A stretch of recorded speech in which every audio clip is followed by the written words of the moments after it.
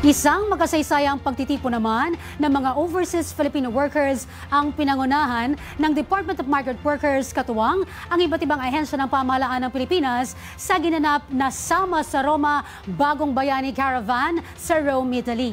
Nagbabalik si Sofia Potenciano, una sa balita. Sa layuning mailapit ang mga serbisyo ng pamahalaan sa mga overseas Filipino workers sa Italia, hatid ng Department of Migrant Workers katuwang ang iba't ibang ahensya ng pamahalaan ang Sama sa Roma Bagong Bayani ng Mundo OFW Serbisyo Caravan. Dito, binuksan ang mga serbisyo gaya ng mobile passporting, OWA membership registration at e-card, pag-ibig, SSS at PhilHealth transactions, pati na rin psychosocial, livelihood at legal assistance.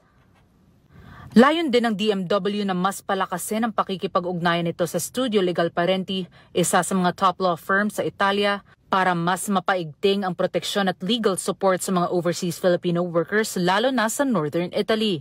Sa kanilang pagpupulong, tinalakay ang ilang OFW-related cases, sinuri ang iba't ibang prosecution process at bumuo ng mga strategies para masiguro na makamit ang accountability at hustisya para sa mga biktima.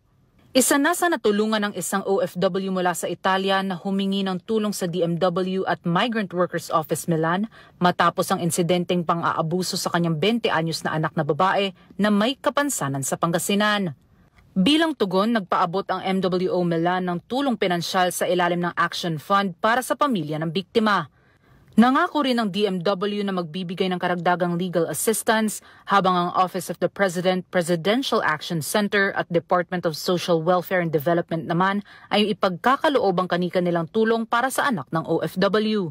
Sa pamamagitan ng ganitong mga inisyatiba, hindi lang serbisyo ang hatid ng ahensya, bagkus tiyakin ang kaligtasan at kapakanan ng mga bagong bayani ng bansa sa iba't ibang panig ng mundo.